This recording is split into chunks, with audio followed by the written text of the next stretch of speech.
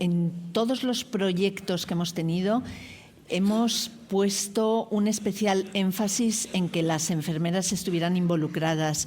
Cuando se habla de abordaje multidisciplinar, necesitamos que haya un elemento transversal. Es decir, yo soy oncóloga, hay un cirujano, hay un gastroenterólogo, pero necesitamos, ella es enfermera de nutrición, pero necesitamos a alguien que esté todo el tiempo, que cubra todos los procesos. Esos elementos transversales son esenciales para constituir el grupo y para que el paciente tenga esa conexión en todo momento y no la pierda. Entonces, yo creo que es muy importante defender ese papel, reconocerlo y también que todos, digamos, que contribuyamos a que profesionales tan importantes den lo mejor de sí mismos. Esto es el podcast de la Fundación Caja Rural de León, Valladolid, Zamora.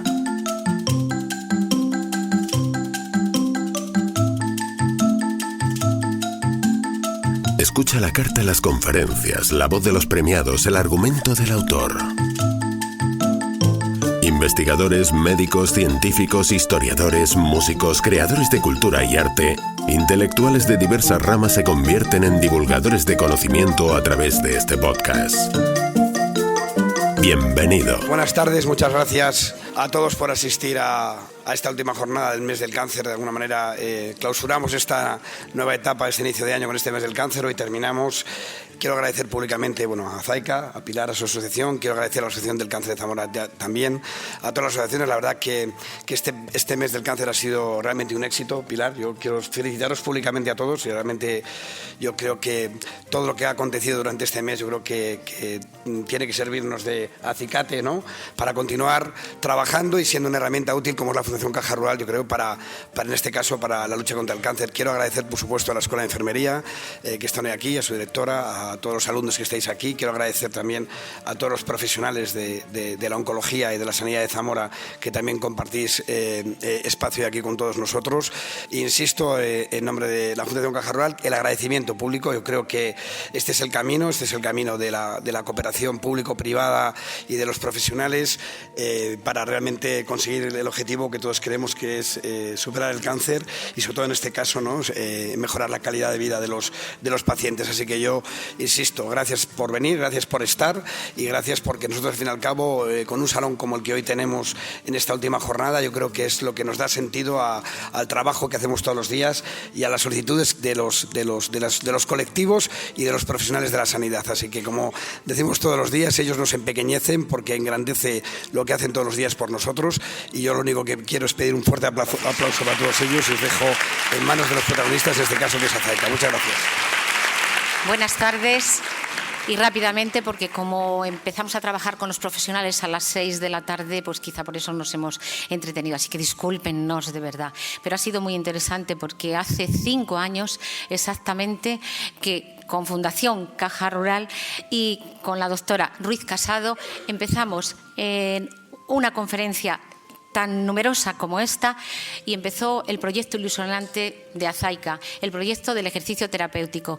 Veo emocionada a la cantidad de pacientes que hoy nos acompañan, a la cantidad de voluntariado que también nos acompañan, y os damos las gracias porque hoy también es un día importante para nosotros. Venís a darnos esa inyección de ánimo, igual que nos la han dado el servicio de oncología, que ha estado el jefe de servicio con nosotros, la jefa de servicio también de ginecología.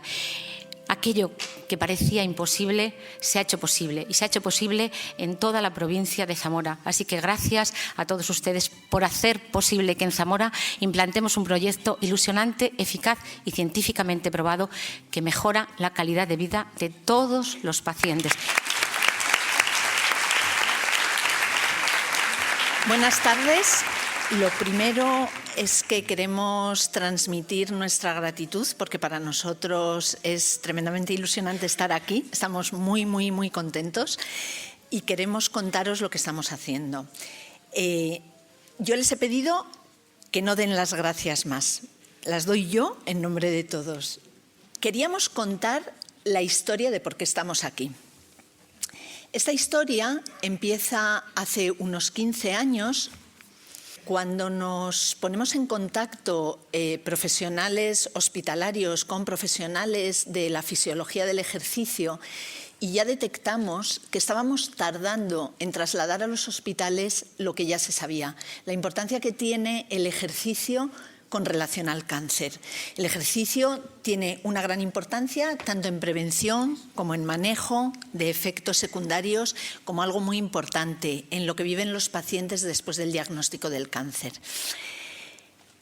Y empezamos con una iniciativa muy pequeñita. Y me ha gustado mucho recordar, yo digo con otra María, porque luego va a hablar María Romero, que es el centro de este programa, con la necesidad de crear la cultura en el hospital. Lo importante que es que los profesionales hospitalarios compartamos qué pensamos del ejercicio y que seamos capaces de decir al paciente el mismo mensaje, que es importante hacer ejercicio antes, durante y después del cáncer. Entonces nosotros en aquel momento hicimos un programa que luego llamamos de prehabilitación. En aquel momento ni siquiera le habíamos puesto el nombre y esa fue la primera paciente a la que le pusimos un acelerómetro y a la que le enseñamos a hacer ejercicio en un parque biosaludable. ¿Y cómo acaba la historia? Pues la historia acaba con la iniciativa de una persona que perdió a su marido por un cáncer de páncreas y que decidió que socialmente tenía que hacer algo, que ella quería participar, que ella quería poner su granito de arena. Y nos llamó y nos dijo que ella llevaba varios años donando los beneficios que obtenía en su clínica de estética para la investigación para el cáncer de páncreas. Y nosotros decidimos poner en marcha el programa Rafa Ballesteros, que le pusimos el nombre por su marido que falleció por un cáncer de páncreas. Este es nuestro hospital, este es el equipo médico que trata a los pacientes con cáncer de páncreas y nuestro sueño era poder conseguir que los pacientes con cáncer de páncreas pudieran acceder a una forma de tratamiento diferente y a una forma de preparación para la cirugía diferente.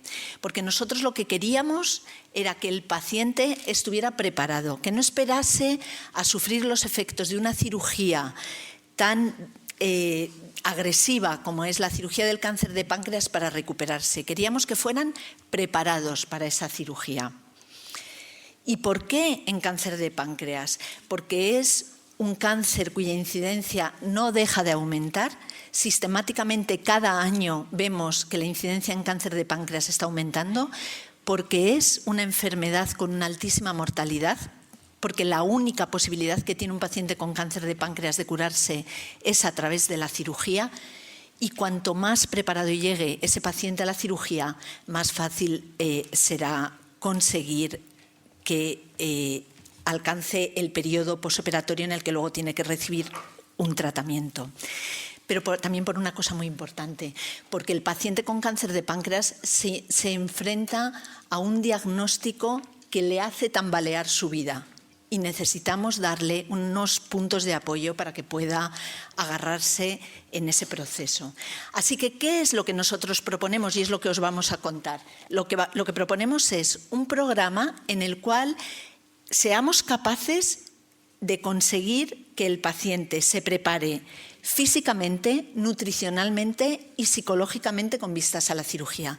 ¿Cómo se prepara un paciente físicamente? Con entrenamiento aeróbico, también mejorando su masa muscular con ejercicio de fuerza y también mejorando sus músculos respiratorios para conseguir una mayor eficacia en todo el periodo posoperatorio. De esa manera nosotros conseguimos que el paciente, como os digo, llegue a una mejor situación en la cirugía, pero además no nos vale eso. Necesitamos darle un soporte nutricional y un soporte psicológico que haga que se adhiera bien a ese programa de ejercicio físico y que también sea capaz de enfrentarse a esa cirugía que le espera y que va a ser agresiva. Así que la primera persona que nos va a contar cómo hemos conseguido formar este equipo es Lidia Mauer, que es enfermera de investigación en el hospital. Posteriormente hablará María Romero, que es doctora en Ciencias de la Actividad Física y el Deporte, David García González, que es doble titulado en Ciencias de la Actividad Física y Deporte y fisioterapeuta. Y a continuación hablará Isabel Esteban, que es enfermera especialista en nutrición, y Violeta Suárez, que es psicóloga clínica. Os dejo con Lidia Mouer. Bueno, pues en cuanto al papel de la enfermera oncológica en este proceso, cabe destacar un poco cuál es el objetivo de una enfermera oncológica. Realmente partimos desde intentar mejorar, obviamente, la adherencia al tratamiento, como prevenir, obviamente, en la prevención y educación para la salud, prevenir cualquier proceso oncológico, y una vez que ya estamos con ese proceso oncológico, lo que queremos es capacitar al paciente para que tenga más herramientas para afrontar este proceso de enfermedad. ¿Cómo hacemos esto? Pues realmente buscamos convertirnos en una figura de referencia para nuestros pacientes. ¿Y cómo podemos conseguir esto? Pues uno de los mensajes principales que comentaba la doctora Ruiz es precisamente la importancia de que todo el equipo multidisciplinar transmitamos el mismo mensaje a nuestros pacientes. ¿Esto por qué es? Porque así nuestros pacientes van a conseguir, digamos, comprender mejor el mensaje final, en este caso la importancia del ejercicio físico como parte de su tratamiento, para así realmente cumplir el objetivo de mejorar la calidad de vida de nuestros pacientes. Asimismo, buscamos no solo ser una referencia a nivel de conocimiento teórico, digamos, sino también de desarrollar esa figura de acompañamiento activo con nuestros pacientes. ¿Esto qué quiere decir? Que puedan comprender que estamos allí, que vamos a estar a su lado, que no van a estar solos y que también vamos a ser un apoyo y un soporte para su familia. Básicamente, todo ello lo que quiere decir es que queremos dotar a nuestros pacientes de herramientas para que puedan afrontar y enfrentar esta situación, digamos, de la mejor manera posible. Para ello nos centramos, como comentaba, en la educación sanitaria, no solo en temas de prevención, sino también para que conozcan un poco cuál es este proceso al que se enfrentan y qué expectativas y objetivos puede haber y sobre todo qué esperar de ciertos tratamientos. La capacitación en salud para que conozcan realmente qué recursos tienen disponibles y sepan también qué signos de alarma necesitan nuestra ayuda y cuáles son capaces de manejar ellos. Para ello, como comentaba, que transmitamos todos el mismo mensaje es fundamental para que quede un mensaje claro y conciso. También nos queremos mostrar accesibles a nuestros pacientes y a la familia, para que nos puedan llamar o puedan consultar cualquier duda. Asimismo, es importante que no asumamos la información que manejan, sino que realmente preguntemos qué es lo que saben. Y para ello será necesario que nos mostremos disponibles y que realmente para cumplir este objetivo de un acompañamiento activo necesitamos conocer a nuestros pacientes para así poder individualizar y personalizar el trato. Cuando comento sobre la educación del paciente, me refiero principalmente a que no solo se trata de repetir el mismo mensaje, sino que realmente se pueda entender por qué le damos la importancia a, en este caso, el ejercicio físico, ¿no? Asimismo, consideramos que si conocemos bien a nuestros pacientes podemos individualizar los cuidados de la mejor manera posible y conocer realmente cuáles son los retos para cada uno, puesto que al final cada persona va a vivir su propia enfermedad a su manera y tenemos que ser capaces de conocer exactamente qué es lo prioritario y lo importante para cada uno. Asimismo, buscamos favorecer realmente la autoestima de nuestros pacientes y la capacitación. Para ello, realmente buscamos que sean capaces de vigilar su propio cuerpo y saber en qué medida pedirnos ayuda. Además, vamos a buscar que nuestros pacientes se conviertan en sujetos activos, es decir, que sean capaces de poder expresarnos sus preocupaciones. Para ello habrá que preguntarles también qué es lo importante para ellos y habrá que saber qué información manejan para poder acompañarles a su ritmo, como si se tratase de un baile en el cual el paciente es el que nos marca el ritmo a nosotros. Precisamente para educar a nuestros pacientes en los temas que muchas veces hay mayor desconocimiento y obviamente el proceso oncológico muchos no, lo desconocen hasta que les toca enfrentarse, digamos que es algo que no nos preparan en la vida, ¿no? consideramos como equipo que es especialmente importante romper con ciertos prejuicios y desechar ciertas ideas erróneas, ¿no? Que ya sea porque hayan visto en películas o porque comparen sus propias experiencias con experiencias de otras personas conocidas en su entorno, ¿no? Entonces, para ello, sabemos que existe la herramienta de Internet, que puede ser perfectamente útil, pero realmente queremos que nos puedan consultar a nosotros, digamos, sus dudas y sus preocupaciones y ser nosotras esa referencia en la que basar la información en la evidencia, ¿no? Asimismo, buscamos también repetir este mensaje del ejercicio y también romper así, a base de conocimiento y de experiencia personal de nuestros pacientes, con estos prejuicios o ideas erróneas, ¿no? Estos son algunos ejemplos de ideas erróneas que pueden ser, por ejemplo, el tema del azúcar, ¿no? Que está bastante extendido, o la idea de que es mejor no hacer ejercicio físico durante los tratamientos o si uno se siente cansado, ¿no? Esto, además, nosotras que estamos en ensayos clínicos, vemos también cómo hay ciertos prejuicios con el tema de estar dentro de un ensayo y no poder tomar decisiones propias sobre el tratamiento, ¿no? Entonces, esto nos parece importante, sentarnos, hablar con nuestros pacientes y la familia y conocer exactamente qué saben y qué información manejan. En el tema de la prehabilitación y estos proyectos, realmente nos parece una de las mayores ventajas es que realmente se potencia un apoyo entre iguales. En esto me refiero a que nuestros pacientes tienen el gran privilegio, y es así, de poder entrenar con otros iguales. Esto quiere decir que encuentran un apoyo entre otros pacientes que pasan por las mismas patologías y ven que es posible, ven que pueden, que no solo es posible, sino que les viene bien y les motiva.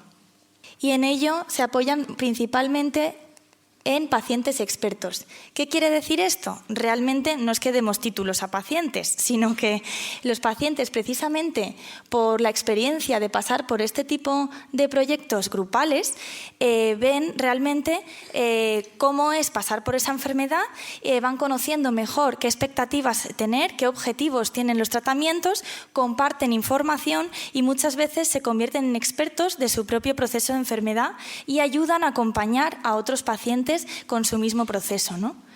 Esto se traduce realmente en una mejora de calidad de vida para todos nuestros pacientes. Y por ello, ya para terminar, quería ya comentar que me parece realmente lo más importante, y es que para nosotros comenzamos lanzando un mensaje de motivación basado en la evidencia de la importancia del ejercicio físico para nuestros pacientes oncológicos. Pero realmente, al pasar el tiempo, nuestros pacientes en este proyecto de prehabilitación que pasan por este entrenamiento con María y conocen y comparten vivencias con otros pacientes pasando por un mismo proceso, realmente se convierten, como decía, en expertos, y no solo en expertos, sino que realmente se convierten ellos en nuestros profesores. Y realmente creo que esto es lo más importante porque nosotras pasamos a ser los alumnos de nuestros pacientes. Al final escuchamos su vivencia, su experiencia y conocemos realmente y aterrizamos por fin la idea de poder realmente ofrecer cuidados integrales que vayan más allá de puros tratamientos clínicos o pruebas clínicas, sino realmente poder apoyar y dar soporte a nuestros pacientes a nivel también espiritual, social, psicológico, y creo que esto es lo más bonito de todo el proyecto y me gustaría sobre todo agradecer a todo el mundo que está aquí. Gracias.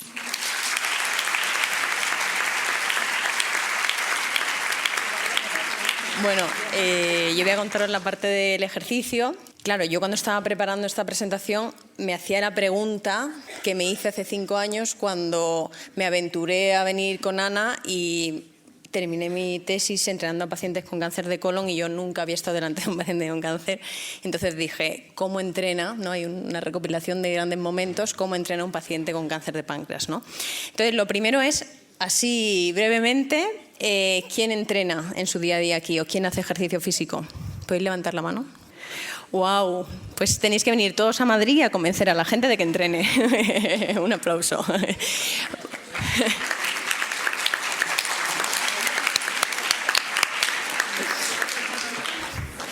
Mirar, pues como veis, estamos en una patología un tanto difícil y es un reto también motivar a este tipo de paciente, ¿no? Entonces os he traído un vídeo que es bastante ilustrativo. Vamos a probar el sonido de la sala, a ver qué os parece.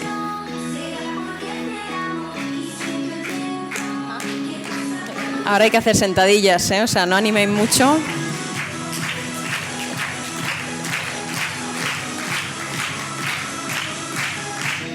Bueno, de aquí a un entrenamiento no queda nada. Bueno, os he puesto un vídeo para que veáis un poquito y os hagáis una idea, ¿no? Vamos a hablar de dónde entrenamos, pero sobre todo, bueno, aparentemente son personas, ¿no? Entonces lo que intentamos con el entrenamiento es darle ese valor de que son personas y que el entrenamiento te hace volver a sentirte capaz, ¿no? Bueno, así brevemente, nosotros no hacemos CrossFit, aunque ahora parezca que sí, pero nos atendemos a las recomendaciones que nos dicen las instituciones de referencia, ¿vale? Son 150 minutos de actividad física moderada y vigorosa a la semana, que ya veo que aquí lo cumplís todo, y lo que es más difícil son los 2 días de fuerza al menos, ¿no? Que nunca viene mal ese repaso, y la flexibilidad está un asterisco porque ni los entrenadores lo hacemos en realidad, pero habría que hacerlo, ¿vale? Nada, simplemente otro videíto para que veáis sin tanta música, pero bueno, como algunos ejercicios que trabajamos, ¿no? Para trabajar estas cualidades. Y bueno, claro, diréis, bueno, sí, pero tendremos que adaptar este entrenamiento a los pacientes, ¿no? Por supuesto que sí. Sobre todo en cuanto a efectos secundarios, importante, pues, saber en qué momento se anda el tratamiento, cómo está en ese día de energía. Mientras va apareciendo, lo podemos ir hablando, no sé si os llama la atención algo. Es algo muy sutil.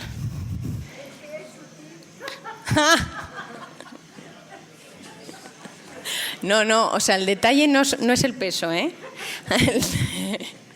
El detalle es, bueno, es una chorrada para llamar un poco la atención a los guantes y los gorros que usan, ¿no?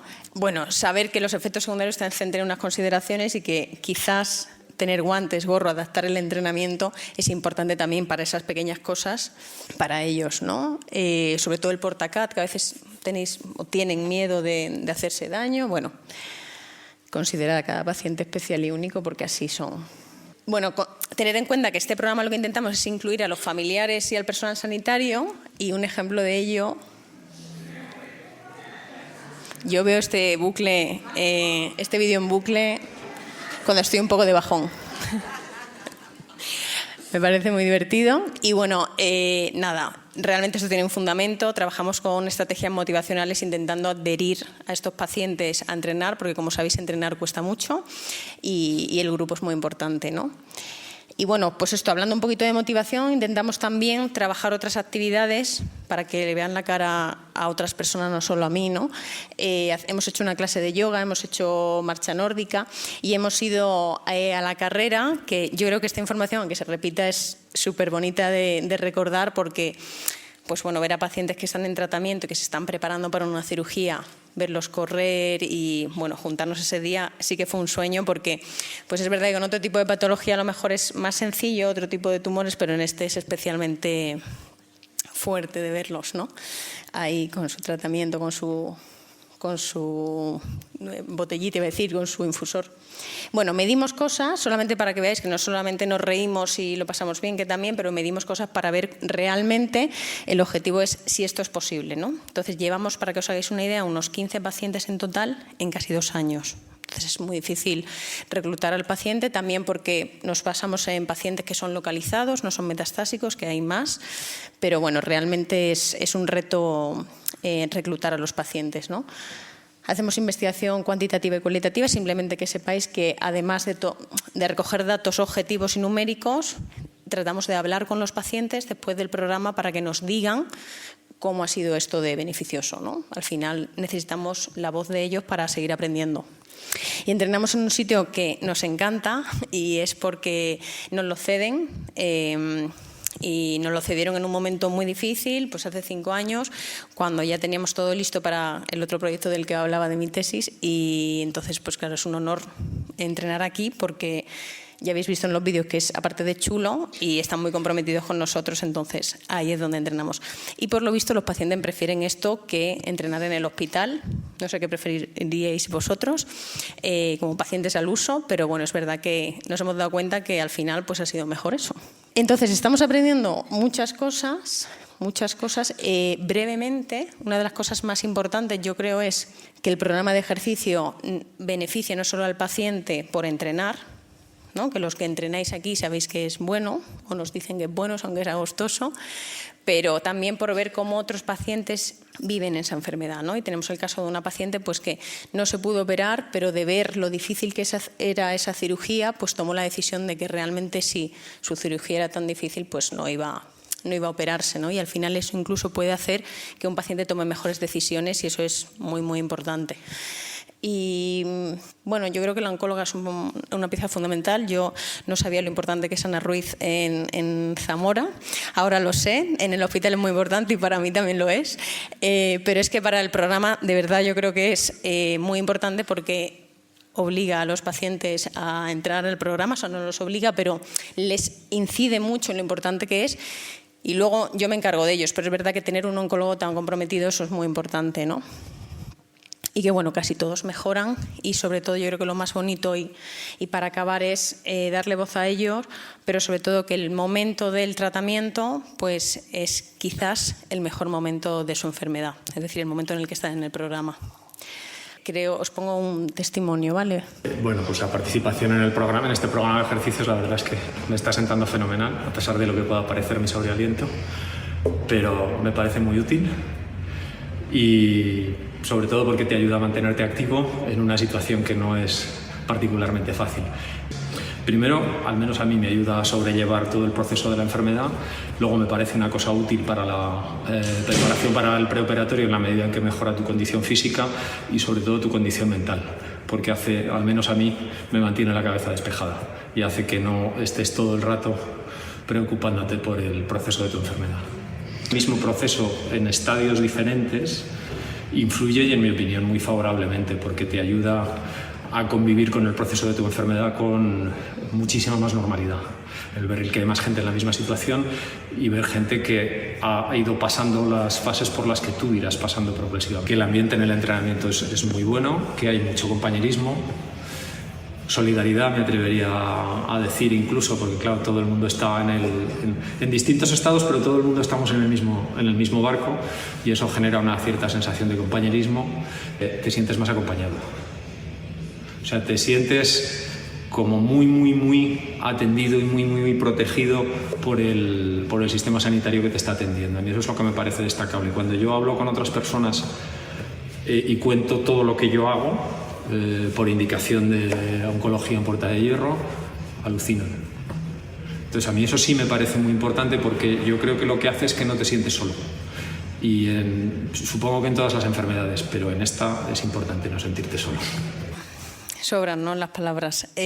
No sobran porque son muy importantes, pero realmente es gracias a su oncóloga que está ahí siempre detrás, no solo a la atención sanitaria. Y os pongo una cita por las dudas del sonido, ¿vale? Pero yo creo que es muy bonita, la voy a leer, ¿vale? Dice: las sesiones de gimnasia me han levantado de los días más difíciles. Estoy deseando que llegue el momento de ir a entrenar para ver la novedad del día, para ver a los compañeros, ver a María, ver a la doctora que venía de vez en cuando. Me motivaba ver a la doctora, veía que eso era importante porque ella también iba. Entonces, bueno, al final, claro, la doctora viene a entrenar, se ponen las zapatillas, entonces ellos ese día pues están mucho más contentos, ¿no? Y eso también lo hemos conseguido ahora pues con enfermería, falta enganchar a David y a Violeta que se vengan a entrenar, pero seguro que breve lo vamos a conseguir. Y el último testimonio, bueno, es más cortito que el de antes, pero le queremos mucho y lo vamos a poner también. El programa ha supuesto para mí una experiencia muy grande y me ha venido perfectamente porque a lo primero me encontraba pues la verdad muy débil. Y esto me ha venido fenomenal. Y luego con los compis que tengo, pues encantado de la vida y muy contento. Estupendamente. Además, es que me encanta porque era una cosa que no conocía. Esto del CrossFit no lo conocía. Entonces, para mí es nuevo y la verdad que me encanta. Porque la clase que te viene bien también te despeja mucho la mente. Entonces, eso también es muy importante. Y luego, muy importante, la compañía que tienes, que parecemos más o menos todo lo mismo, entonces te hace ahí como ser un poco más humano y no sé cómo explicarme, entonces eso también te viene muy bien. Me parece como si te cambiara un poquito la mentalidad, entonces, no sé, parece que te comportas de otra forma con la gente que estás que con gente de la calle, entonces, no sé, tienes otro sentimiento, le cuentas cosas que a lo mejor a otros no te atreves a contarle y entonces pues te encuentras muy bien y la verdad que yo estoy encantado de la vida y gracias por haberos conocido y espero seguir mucho tiempo con vosotros. Muchas gracias.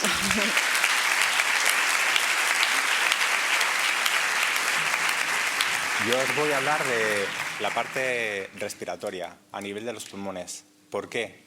Porque uno de los objetivos que tiene este programa es prepararles para la cirugía.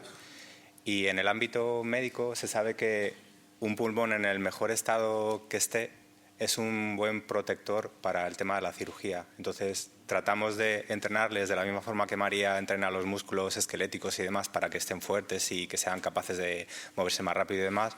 Pues la parte mía tiene que ver con preparar que sus pulmones tengan las mejores capacidades respiratorias para que le protejan un poquito a la hora de la cirugía y que esté poco tiempo, que él pueda salir lo más rápido posible. Entonces, esa imagen que veis ahí es un poco cuando los médicos, los neumólogos o el médico de cabecera, lo que sea, vamos y nos hacen ciertas pruebas neumológicas. Una de las cosas que nos hacen es medirnos las capacidades a nivel de litros o de mililitros que el pulmón es capaz de coger. Nosotros tenemos el volumen corriente, que sería la parte central. Esa parte de aquí es cuando nosotros respiramos, normalmente cogemos aire, soltamos aire, cogemos aire, soltamos aire. Y digamos que hay un momento en el que podemos coger más aire, que sería un volumen de reserva inspiratorio, soltamos el aire y podríamos seguir soltando el aire, sería el volumen de reserva expiratorio. Esa parte normal de el volumen corriente de aire que cogemos más la parte de que cogemos y de soltamos, a nivel de la fisiología se llama esa capacidad vital, ¿vale? Cuando se fuerza un poquito, pues se llama capacidad vital forzada. Entonces, ese elemento es una de las cosas que nosotros trabajamos con los pacientes para que tengan una mayor capacidad pulmonar en general, ¿de acuerdo? Quedaros un poco con esa imagen porque va a salir un poquito más adelante. Si seguimos un poco haciendo ciertas pruebas, podemos hacer una espirometría ya más forzada y aparecen parámetros como el volumen expiratorio forzado en el primer segundo y otro elemento que tiene que ver con esa capacidad vital forzada. Esos dos parámetros, la ciencia y la medicina nos dicen que nos pueden proteger con vistas a la cirugía. Y cuando los pacientes vienen conmigo, lo que tratamos de hacer es mejorar ciertos parámetros a raíz de esos tres ejercicios que les mando. ¿De acuerdo? Uno es la respiración diafragmática. El segundo es con un aparatito que probablemente lo hayáis visto en el hospital, que ahora os enseñaré una imagen para que os hagáis un poco una idea de forma volumétrica. Y el último ejercicio que hacemos con ellos es la respiración lenta con ritmo sesgado para tratar de trabajar con ellos una parte del sistema nervioso que aparentemente protege a los pacientes oncológicos. Digamos que a nivel respiratorio, el principal músculo que nos hace coger el aire, porque los pulmones es como unos globos o un fuelle que utilizamos para la chimenea que están ventilando, constantemente están entrando y saliendo aire. Cuando entra el aire se llama la fase inspiratoria y cuando soltamos el aire es la fase expiratoria. Entonces, el principal músculo respiratorio es el diafragma. Tenemos otros músculos accesorios que ayudan a la inspiración, pero digamos que vamos a hacer un trabajo sobre todo a nivel de diafragma. Entonces, el primer ejercicio que hacemos con ellos es que respiren lentamente cogiendo el aire por la nariz y soltándolo por la boca, lo más lento posible y demás, para que ese músculo se mueva. Y lo que dice la ciencia es que ese ejercicio tan simple mejora la movilidad del músculo. Al mejorar la movilidad del músculo, también arrastramos a que coja más aire. Entonces, como el hecho de que tu pulmón sea capaz de coger mucho aire es un elemento que protege a nivel de la cirugía, pues esa es una de las razones por la que hacemos este ejercicio. Entonces, el ejercicio que hacemos son 5 minutos y les explico que lo ideal sería hacerlos sentados con un asiento que esté un poquito alejado de la espalda para que respire tranquilamente y el respaldo no le dificulte el movimiento de las costillas, porque cuando nosotros respiramos, aunque no lo sepáis, algunos no lo sepáis, las costillas se mueven en los 3 ejes del plano del movimiento. Entonces, pues la idea es que movilicen al máximo las costillas y también el diafragma para que baje lo que tenga que bajar. María, con sus entrenamientos, me ayuda a que esos músculos y ese ejercicio mejoren esa capacidad pulmonar. El siguiente ejercicio que hacemos es con el espirómetro. Hay 2 tipos de espirómetros, así un poco a grosso modo. Está el espirómetro volumétrico, que es el que aparece aquí, tenéis aquí, que tiene una serie como de pistón y una serie de marcas que te va indicando un poco cuántos mililitros de aire coges. Tiene una parte central que lo que hace es que te indica que el flujo del aire está entrando a una velocidad correcta para que llegue a la parte más distal del pulmón.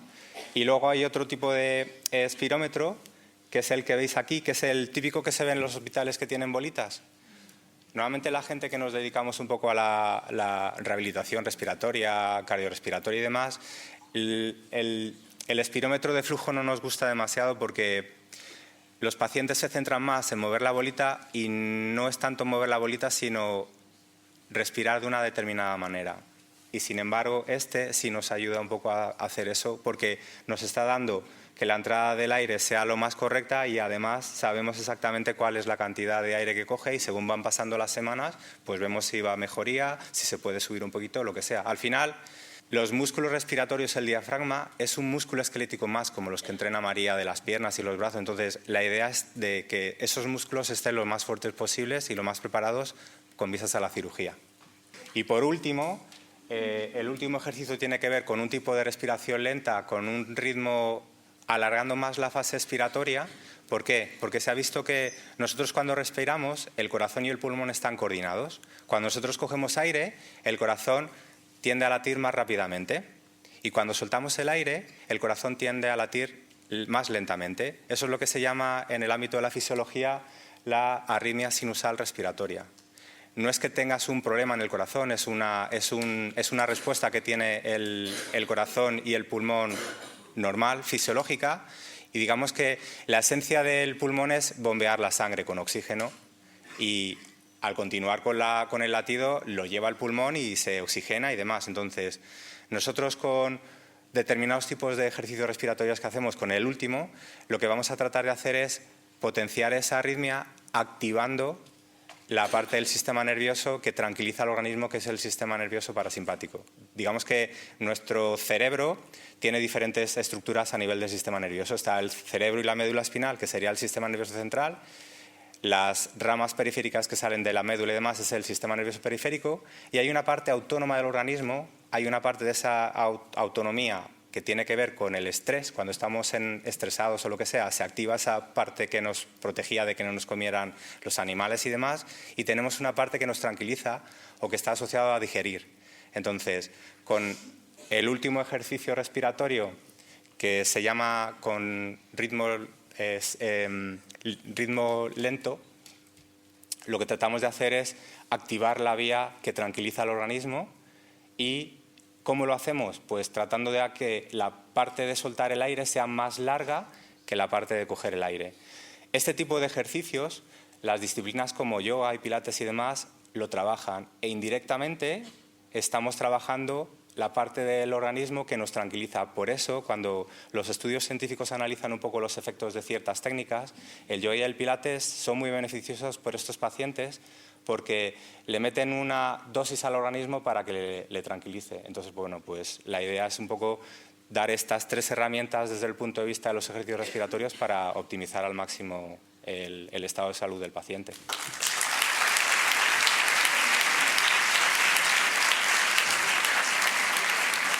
Bueno, ahora toca la alimentación. Intentaré explicaros un poquito por qué es tan importante la alimentación en el cáncer de páncreas, igual que el ejercicio e igual que el apoyo psicológico. Pues fundamentalmente porque hay una desnutrición, ¿vale? A consecuencia, sobre todo, os preguntaréis el porqué del motivo, pues sobre todo por el propio tumor, por los efectos secundarios de la quimio y por la cirugía. Esto me gusta ponerlo porque es como el paciente ya aparece con una desnutrición desde prácticamente el diagnóstico, ¿vale? Es como una bola de nieve que va creciendo a raíz de que se va haciendo con su tratamiento de quimio hasta llegar a la cirugía. Por eso es una cosa que... Una de las cosas que causa más del paciente con cáncer de páncreas es que va a aumentar la mortalidad y va a haber mayor morbilidad, sobre todo pues, por una menor tolerancia a los tratamientos, por una mayor tasa de toxicidad y, en resumen, bueno, ahí lo leéis, más tiempo de hospitalización, mayor coste sanitario y al final, pues sobre todo, peor calidad de vida. Esto es lo que os quería decir desde el principio. El 80% de los pacientes de cáncer de páncreas corren riesgo de desnutrición incluso antes del tratamiento. ¿Qué podemos hacer en esto ahora mismo? Pues lo que yo trabajo mucho es a través de hacer un estudio nutricional en el que valoro el estado nutricional del paciente, un diagnóstico en el que intento ver el grado de desnutrición que hay en el paciente, una intervención nutricional y, por último, un seguimiento, ¿vale?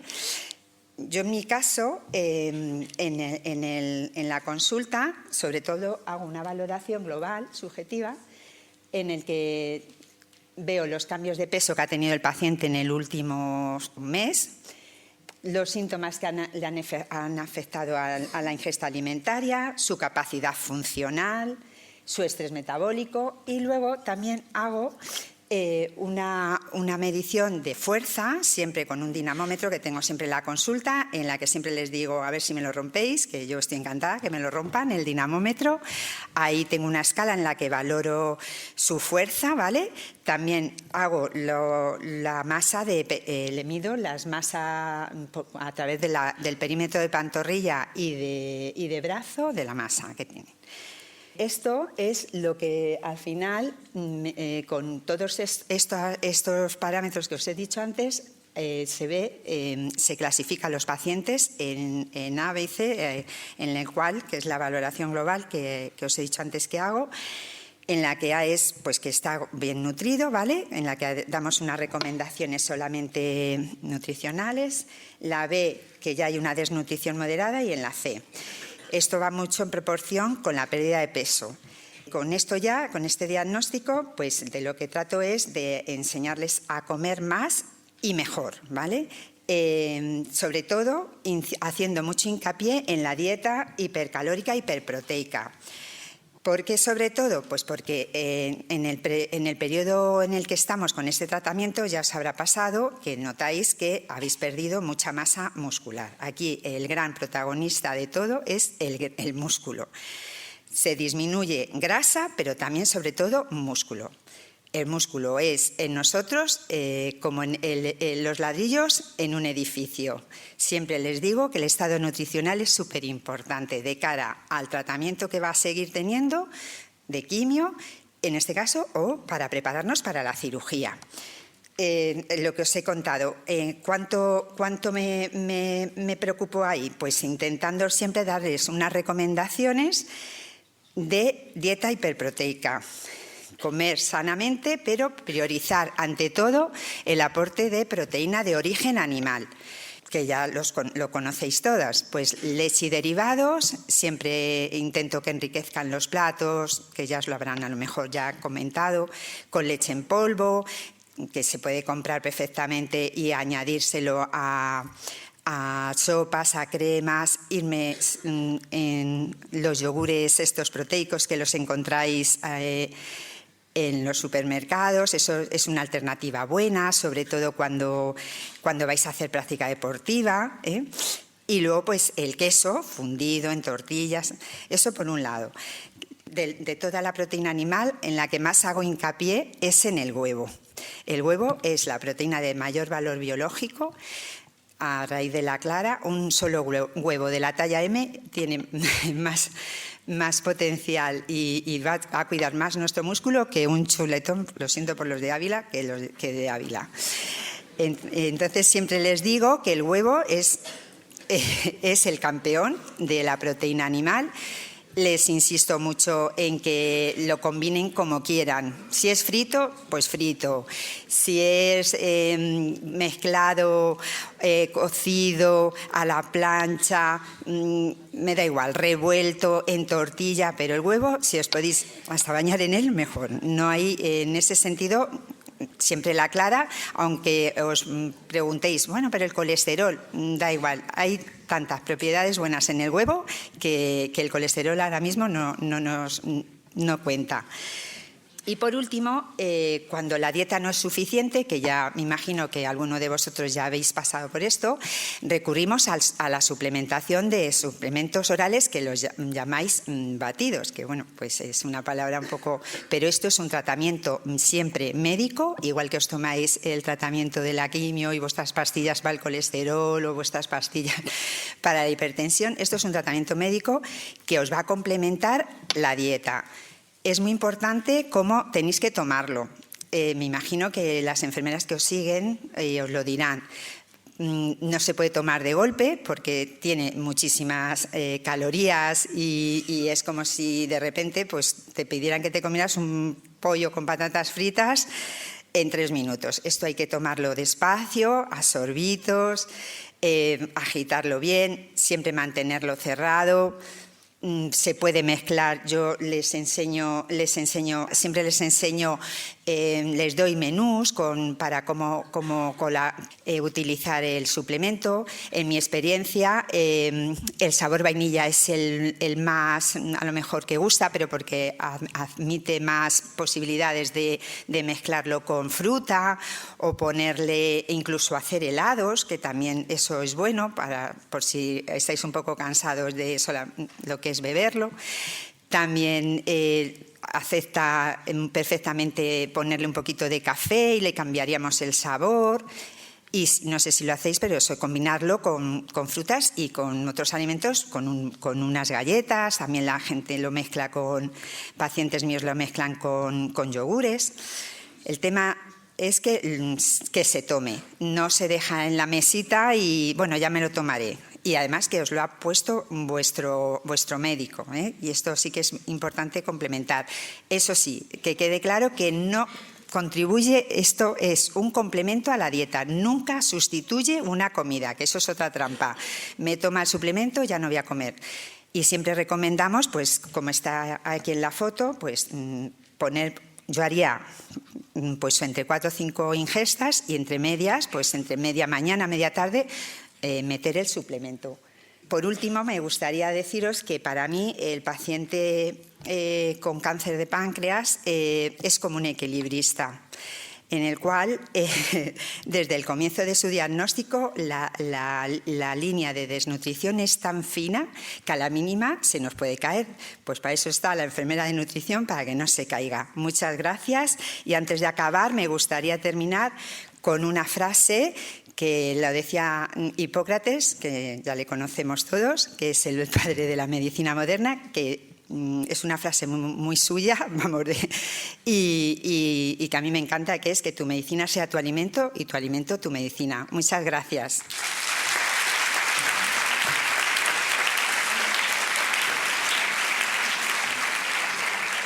Yo soy Violeta Suárez, soy psicóloga clínica y trabajo también desde hace 1 año y medio, 2 años ya, no sé cuánto, en el programa. Bueno, ¿qué hace un psicólogo en un programa de prehabilitación? No hace mucho, la verdad, hace poco. Pero yo creo que hace algo importante. En realidad lo que hacemos fundamentalmente es valorar el estado emocional del paciente al inicio del programa, evaluar sus recursos personales, con qué cuenta, porque partimos de la idea de que un paciente que se enfrenta a una enfermedad de este tipo tiene sus propios recursos y no es una persona que necesite atención en salud mental específicamente, excepto que haya problemas previos o que tenga dificultades para enfrentarse especialmente al proceso. Pero es un proceso de adaptación. Yo no soy partidaria de psicopatologizar lo que a uno le pasa en la vida, ¿no? Las cosas que nos pasan en la vida las tenemos que enfrentar y las enfrentamos con nuestros recursos personales y familiares y sociales y del sistema sanitario y de todo eso. Según que eso nos ayude más o menos, pues tenemos más o menos facilidades para enfrentarlo.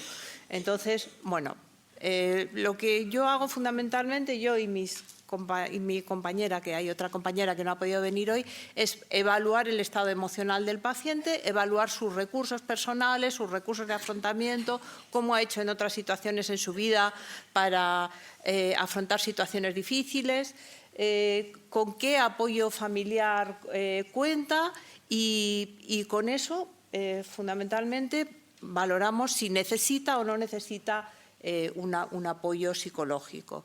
Valoramos también sus características de personalidad, porque eso son cosas que pueden afectar a cómo uno se afronta después, ¿no? Para tener más o menos capacidad de afrontar las adversidades que le puedan venir.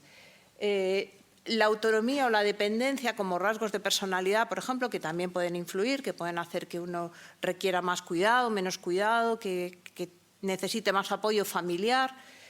Y si es necesario, pues lo que hacemos es aplicar algunas técnicas de control de ansiedad y ciertas técnicas también de trabajo cognitivo para mejorar su capacidad de afrontamiento, ¿no? Igual que los compañeros trabajan el ejercicio físico o el ejercicio respiratorio, nuestra función es mejorar también en esos aspectos las capacidades del paciente. Hacemos un seguimiento psicológico en el caso de que sea necesario y que el paciente lo requiera. La perspectiva que nosotros tenemos desde esa consulta de psicología clínica, lo que pensamos es que complementa al resto del trabajo que hacen los demás profesionales a la hora de valorar al paciente, de hacernos una idea más general de lo que le pasa, de cómo afronta las cosas, de los efectos secundarios, de cómo facilitar su adherencia al tratamiento y facilitarle las cosas, ¿no?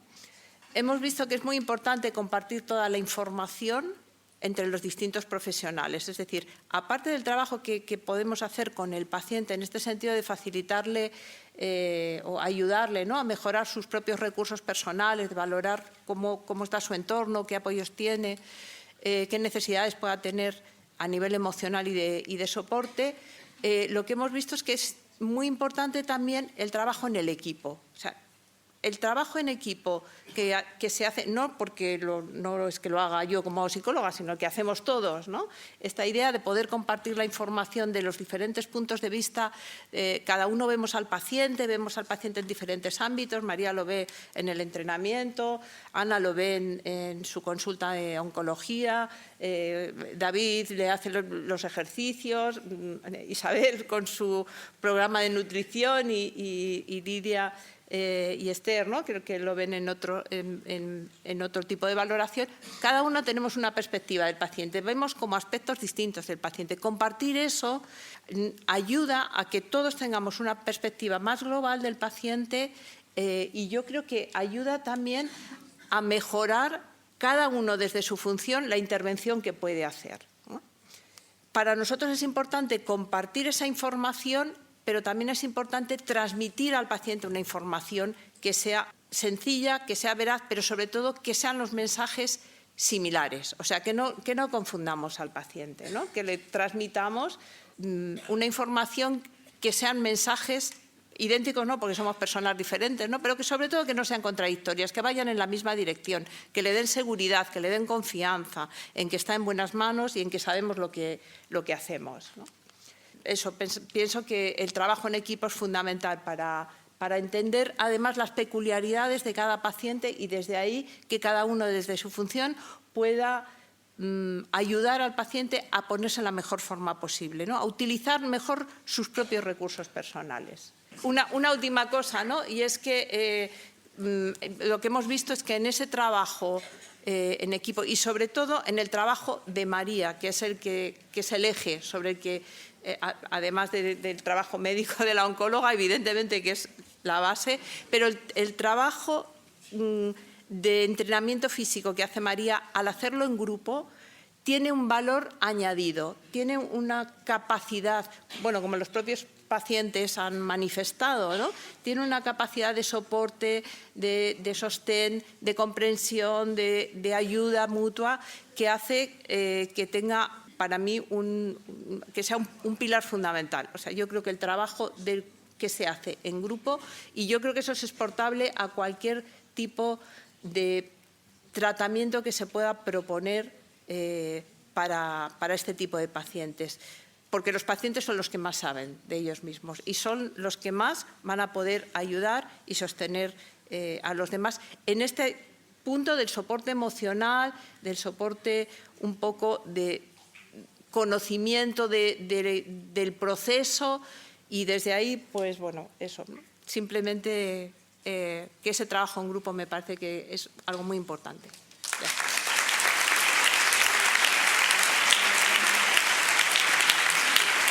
Pues muchísimas gracias. Sí, yo quería lanzar un mensaje dirigido a esta mención que se ha hecho a la enfermera. En todos los proyectos que hemos tenido, hemos puesto un especial énfasis en que las enfermeras estuvieran involucradas. Cuando se habla de abordaje multidisciplinar, necesitamos que haya un elemento transversal. Es decir, yo soy oncóloga, hay un cirujano, hay un gastroenterólogo, pero necesitamos, ella es enfermera de nutrición, pero necesitamos a alguien que esté todo el tiempo, que cubra todos los procesos. Esos elementos transversales son esenciales para constituir el grupo y para que el paciente tenga esa conexión en todo momento y no la pierda. Entonces, yo creo que es muy importante defender ese papel, reconocerlo y también que todos, digamos, que contribuyamos a que profesionales tan importantes den lo mejor de sí mismos. Yo me enfado mucho cuando en el hospital a veces parece que las enfermeras son ponedoras de quimioterapia. Es que me parece que no es el papel de una enfermera. Una enfermera tiene que ser algo más. Y si vamos a ir dirigidos a esa esencia súper especializada y súper profesional, creo que estamos perdiendo más que ganando. Así que yo, a los que estéis aquí, que seáis estudiantes, os animo mucho a que realmente ocupéis ese sitio que tenéis que tener.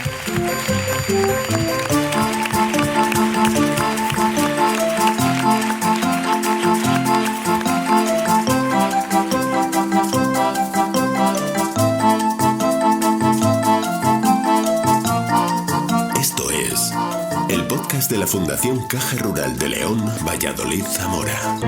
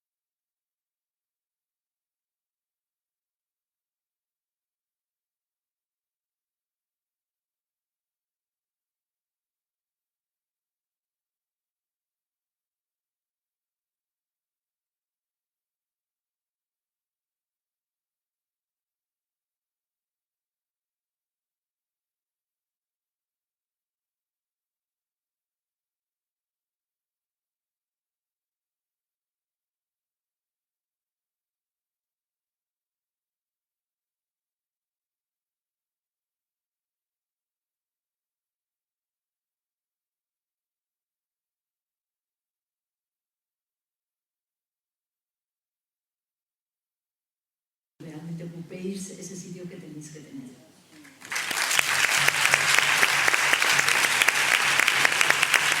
Creo que ya, ¿no? Pues terminamos. Muchísimas gracias. Sí. Perdón. Dinos.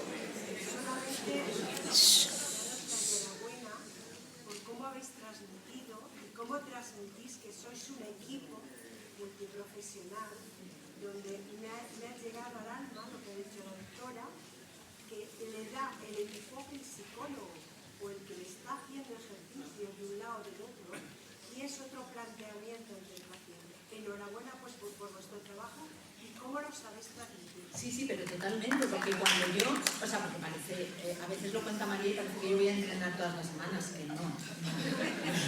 Yo no puedo, pero sí que intento ir cuando un paciente entra en el programa, intento ir. Y de verdad, esa dimensión que yo conozco nueva del paciente, porque tú ves a un paciente en la consulta que entra, que se sienta, pero claro, cuando tú vas allí y ves el peso que están levantando, o cómo se comportan, o cómo hacen bicicleta, o cómo... Claro, a mí que venga alguien a decirme que ese paciente no está bien, es que yo defiendo, vamos, a muerte que ese paciente se tiene que operar porque tiene un estado físico excelente.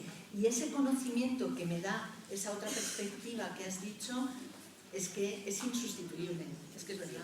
Yo me refería a los enfoques que os podéis dar unas a otras. Sí, pero es que también, es que pasa lo mismo. Cuando nosotros nos sentamos y Violeta o Andrea mencionan, claro, es que esta persona y hace mención a lo que ellas perciben, claro, a mí me ayuda mucho a entender la personalidad de ese paciente y a dónde puedo yo tener problemas o dónde me puedo agarrar para ayudarle. Es fundamental y para mí esto es un sueño, porque nosotros, yo nunca había trabajado con nutricionista y psicólogo, que sí, que lo dicen en todos los sitios, pero que no existe en la realidad. Entonces, efectivamente, es un sueño y, desde luego, aporta muchísimo al paciente.